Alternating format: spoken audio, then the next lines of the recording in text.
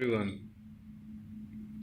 बेटा अभी तक आप चैप्टर फर्स्ट पढ़ चुके हो और उसमें आपने अकाउंटिंग प्रोसेस को भी देख लिया था और जिसमें आपने प्रैक्टिकल एस्पेक्ट को उसके देखा था। जर्नल आपने देखी किस तरह से तैयार की जाती है, लेजर आपने देखा, ट्रायल बैलेंस आपने देखा और trading and profit and loss account and balance sheet के बारे में भी आपने जाना। अब आज हम चैप्टर सेकंड पढ़ने जा रहे हैं जिसमें बेसिकली बेसिक अकाउंटिंग टर्म्स हैं जो आपको जानना बहुत ज़रूरी है, क्योंकि इनको जाने बिना आपको अकाउंट्स का जो रिकॉर्ड रखने का तरीका है वो समझ में नहीं आएगा और कौन सी एंटिटी क्या है उसके बारे में जानने के लिए आपको ये जानना ज़रूरी है। तो आज बेटा हम स्टार्ट कर लेते हैं ये बेसिक अकाउंटिंग टर्म्स, यानी कि आधारभूत जो चीज़ें हैं अकाउंट्स में वो जानना बहुत ज़रूरी है। इनको जाने बगैर आप अकाउंट्स को ढंग से मेंटेन नहीं कर सकते, ना जो एग्जैक्ट रिजल्ट निकल के आते हैं उनको निकाल सकते हो आप, ना ही आप जर्नल तैयार कर पाओगे, ना लेजर, ना ट्रायल बैलेंस, ना आगे की प्रोसेस। तो वन बाय वन हम सारी चीज़ों को देख लेते हैं। तो इस चैप्टर में बेसिकली हम ये 25 टर्म्स है इनको कवर करने जा रहे हैं। तो वन बाय वन हम इनको देखेंगे, फिर समझते हैं कौन सा कॉन्सेप्ट क्या है, राइट। तो सबसे पहला है बिजनेस ट्रांजैक्शन। बिजनेस ट्रांजैक्शन को जानने से पहले हमें ये पता होना चाहिए कि एक्टिविटी कितने तरह की होती है। बिजनेस के कॉन्टेक्स्ट में अगर बात करें तो there are two types of activity, economic activity and non economic activity. Economic activity is that activity that is done for earning money or related to money, and non-economic activity is basically for social welfare or for personal use, right। Economic activity जैसे कोई भी आप commercial काम करते हो, भाई आप job कर रहे हो, बिजनेस कर रहे हो, कुछ भी कर रहे हो, ये इकोनॉमिक एक्टिविटी में आ जाती है जो पैसा कमाने के लिए की जाती है। और आपकी मम्मा जो घर पे खाना बना रही है उनको सैलरी तो नहीं दी जाती है, तो वो एक नॉन इकोनॉमिक एक्टिविटी है। तो बिजनेस ट्रांजैक्शन क्या है, बेसिकली एक इकोनॉमिक एक्टिविटी है जो कि फाइनेंशियल पोजीशन को चेंज करती है बिजनेस की को, ठीक है। बिजनेस में माल खरीदा गया है तो उसकी फाइनेंशियल पोजीशन चेंज हो जाएगी। कैसे चेंज होगी भाई, उसका खर्चा हो गया, पैसे चले गए, माल आ गया, ठीक है। तो अगर वैसे देखा जाए तो कैश की फॉर्म में उसके पास कैश कम हो गया, लेकिन अगर स्टॉक यानी कि गुड्स की फॉर्म में देखे, सामान की फॉर्म में, तो सामान उसके पास बढ़ गया है। तो ये बिजनेस ट्रांजैक्शन है, लेन देन, माल बेचना, खरीदना, ठीक है। चाहे उधार माल बेचा जाए, उधार खरीदा जाए, तो फाइनेंशियल पोजीशन तो चेंज होती है। तो ये एक इकोनॉमिक एक्टिविटी है। इससे बिजनेस के असेट्स, लाइबिलिटीज़, असेट्स का मतलब बिजनेस की जो संपत्तियां हैं, जो प्रॉपर्टी है, और लायबिलिटी मतलब जो उसने उधार पैसा लिया हुआ या किसी का चुकाना बाकी है। तो ये बिजनेस ट्रांजैक्शंस हैं। अब हम देख लेते हैं इवेंट। इवेंट क्या है, बेसिकली जो ट्रांजैक्शन हुई थी उसका रिजल्ट क्या निकल के आया है। ट्रांजैक्शन जो हुई थी उसका रिजल्ट क्या निकल के आया है भाई। जैसे मान लो आपने 10,000 का माल खरीद कर 15,000 में बेचा, ठीक है। ये हो गई ट्रांजैक्शन, बिजनेस ट्रांजैक्शन। 10,000 का माल खरीद कर 15,000 में बेचा। खरीदना भी बिजनेस ट्रांजैक्शन है, बेचना भी बिजनेस ट्रांजैक्शन है। लेकिन इवेंट यानी कि रिजल्ट क्या निकल के आया, आपने 10,000 का माल 15,000 में बेचा तो 5,000 का आपको हो गया प्रॉफिट। तो ये इवेंट होगा। सिंपल भाषा में, ज़्यादा डीप में जाने की ज़रूरत नहीं है। 10,000 का माल खरीदा, 15,000 में बेचा, 5,000 का आपको प्रॉफिट हो गया। तो ये जो प्रॉफिट है ये आपका इवेंट होगा, राइट। ये होगा कॉन्सिक्वेंस और रिजल्ट ऑफ अ ट्रांजैक्शन। फिर उसके बाद है अकाउंट।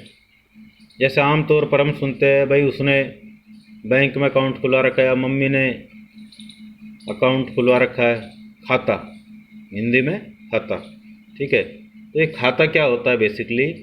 ये खाता बेटा जो भी पर्सन है या जो भी एंटिटी है, तो उससे रिलेटेड जितने भी ट्रांजैक्शन हुई, लेन देन हुआ है, जैसे मान लो आपने बैंक में अकाउंट खुलवाया था, तो कब आपने कितना पैसा जमा कराया है, कब कितना निकाला है, कितना आपको इंटरेस्ट मिल रहा है, ये सारी चीज़ें एक पासबुक होती है उसमें रिकॉर्ड किया जाता है। तो बेसिकली जो अकाउंट है उसमें आपका सारा लेन देन होगा और उसकी एंट्री होगी आपकी पासबुक में। तो यही अकाउंट है कि अलग अलग पर्सन से रिलेटेड, अलग अलग एंटिटी से रिलेटेड, अलग अलग प्रॉपर्टी से रिलेटेड अलग अलग अकाउंट खोला जाता है और इस अकाउंट में उससे रिलेटेड ही एंट्री होती है। मतलब ये नहीं है कि दूसरे अकाउंट की एंट्री आप दूसरे के अकाउंट में कर दोगे, नहीं, जो अकाउंट है उस अकाउंट में उससे रिलेटेड ही एंट्री होनी चाहिए। जैसे मान लो यहाँ पर कैश अकाउंट लेके चलते हैं, ये इस तरह का होता है। यहाँ पर पर्टिकुलर्स लिखते हैं, लिखा हुआ नहीं है, ये अमाउंट है, ये पर्टिकुलर्स अमाउंट। पर्टिकुलर्स मतलब यहाँ पर ये लिखा जाता है कि कहाँ से कितना पैसा आ रहा है। कैश अकाउंट बेसिकली आता है आपका रियल अकाउंट में, debit what comes in, credit what goes out. मतलब जो चीज़ आ रही है वो डेबिट पे लिखो और जो जा रही है वो क्रेडिट पे लिखो। अब कैश है, कैश आएगा तो यहाँ पर अमाउंट लिखना और किसकी वजह से आया वो लिखना पड़ेगा। जैसे राम से मिला है 10,000 तो 10,000 यहाँ लिखोगे टू राम, और शाम को दिया मान लो 5,000 तो 5,000 यहाँ लिखेंगे और यहाँ पर बाय शाम। तो इस तरह से ये लिखा जाता है। ये अकाउंट बेसिकली क्यों बनाया जाता है? ताकि आप ये जान सको कि एक पर्टिकुलर अकाउंट में क्या बैलेंस बचा हुआ है। अब जैसे कैश अकाउंट ही बना रहे हो आप, भाई कहीं से आपको कैश मिलता है, कहीं आप पेमेंट करते हो, तो लास्ट में आप ये जानना चाहोगे ना कि आपके पास कितना कैश बचा हुआ है। एक तो आप रिकॉर्ड में चेक करोगे, एक आप फिजिकली चेक करोगे। आपके गले में मान लो कैश 10,000 है और अकाउंट के हिसाब से बचना चाहिए 11,000, तो 1,000 रुपये की कहीं ना कहीं गड़बड़ी है। तो उसका आप क्या कर सकते हो, फाइंड आउट कर सकते हो कहाँ पे गया। या तो कोई एंट्री छूट गई या कोई फालतू चला गया किसी के पास, कुछ ना कुछ प्रॉब्लम ज़रूर होगी, राइट। और अकाउंट को हम टी शेप का अकाउंट भी बोलते हैं, क्योंकि इसकी जो शेप है इंग्लिश के कैपिटल लेटर टी से मिलती है। अब हम बात कर लेते हैं कैपिटल। कैपिटल का मतलब पूंजी। जब कोई बिजनेस का मालिक अपने बिजनेस में पैसा लगाता है, शुरुआत में जो भी पैसा लगाता है, अब पैसा सिर्फ ये नहीं है कि कैश ही है, शुरुआत में बिजनेस में जो भी चीज़ें वो लगाता है, भाई कैश ला रहा है, ठीक है, सामान ला रहा है, फर्नीचर ला रहा है और बहुत सारी चीज़ें ला रहा है, तो ये सारी चीज़ें कैपिटल कहलाएगी। और अगर हम बैलेंस शीट के हिसाब से बात करें, क्योंकि एसेट्स और लायबिलिटीज़ दोनों साइड का बैलेंस बराबर होता है, तो यहाँ पर कैपिटल निकालने के लिए क्या करोगे आप, असेट्स में से अगर आपने लायबिलिटी घटा दी तो आपकी कैपिटल निकल के आ जाएगी, राइट। तो इस तरीके से आप निकाल सकते हो। अब जैसे यहाँ पर एग्जांपल दे रखा है, कैश है 20,000, ये असेट साइड का item, machinery assets, stock assets, debtors assets और क्रेडिटर्स ये लायबिलिटीज़ है। तो ये तो असेट साइड के सारे टोटल करके ये क्रेडिटर्स घटा दो, 20 और 50 70, 1 70, 2 10, 2 10 में से 30,000 गया तो 1,80,000 आपकी आ गई कैपिटल। कैपिटल को हम ओनर्स इक्विटी या नेट वर्थ या नेट असेट्स भी बोलते हैं, राइट। फिर है ड्राइंग। और एक्चुअल में ड्राइंग्स क्या है कि जब बिजनेस का मालिक बिजनेस से अपने पर्सनल यूज़ के लिए कैश या गुड्स या कुछ भी निकाले तो उसको हम ड्राइंग्स मानेंगे। ड्राइंग्स क्यों मानेंगे? कारण क्योंकि ये पर्सनल यूज़ के लिए निकाल रहा है।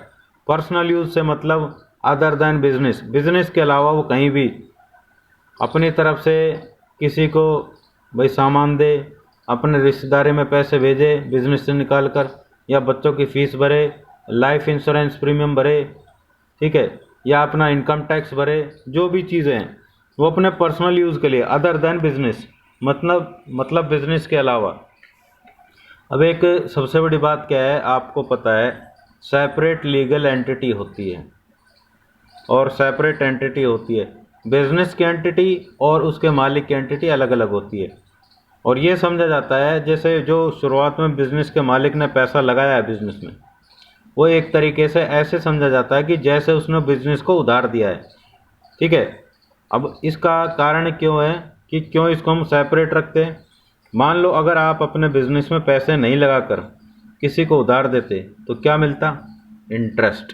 तो इसी तरीके से यहाँ पर हम ये इस तरह से कैलकुलेट करते हैं और इस कैपिटल पर इंटरेस्ट भी कैलकुलेट किया जाता है। और इंटरेस्ट कैलकुलेट करने से आपका बिजनेस कितना एग्जैक्टली प्रॉफिट अर्न कर रहा है या कितना एग्जैक्टली लॉस हो रहा है, ये सारी चीज़ों के बारे में आपको पता चल जाएगा। तो ड्राइंग्स क्या है, बेसिकली जो बिजनेस से अपने पर्सनल यूज़ के लिए, जैसे मान लो आपका गारमेंट्स का शोरूम है, कपड़ों का शोरूम है,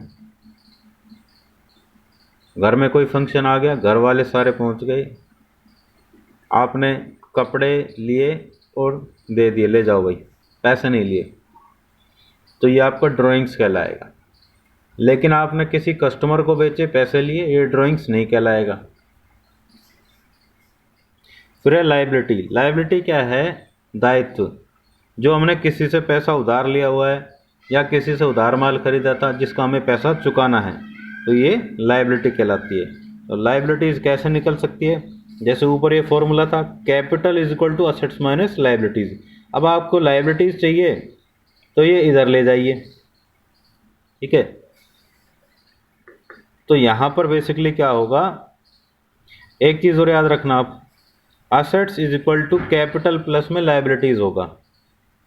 अब आपको लायबिलिटीज चाहिए तो असेट्स में से कैपिटल घटा देंगे तो आपकी लायबिलिटीज निकल के आ जाएगी इस तरह से। फिर उसके बाद है लायबिलिटीज को हम दो पार्ट में डिवाइड कर रहे हैं, इंटरनल और एक्सटर्नल लायबिलिटी। इंटरनल मतलब जो अंदर की लायबिलिटी है। मैंने आपको अभी बताया कि जो बिजनेस के मालिक ने पैसा लगाया था, जो कैपिटल, वो बेटा इंटरनल लायबिलिटी में आएगी और ये पैसा सबसे लास्ट में चुकाया जाता है।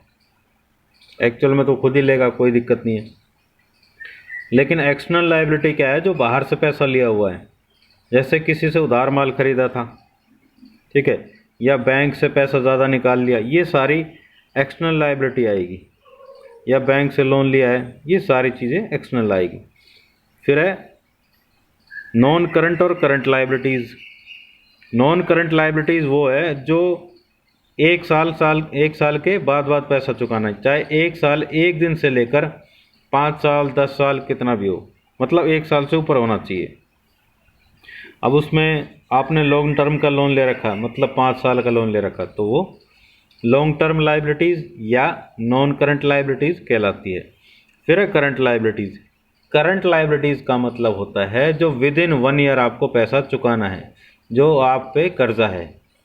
और हमारा अकाउंटिंग ईयर 1 अप्रैल को स्टार्ट होता है, 31 मार्च को एंड होता है। तो इस साल के इस टाइम पीरियड के दौरान अगर वो पैसा चुकाया जाता है तो वो करंट लायबिलिटीज़ है, अदरवाइज उससे ऊपर चुकाया जाता है तो नॉन करंट लायबिलिटीज़ है। तो आज के लिए बेटा इतना ही बहुत है। मिलते हैं नेक्स्ट वीडियो में नए कॉन्सेप्ट के साथ। तब तक के लिए बाय बाय, टेक केयर।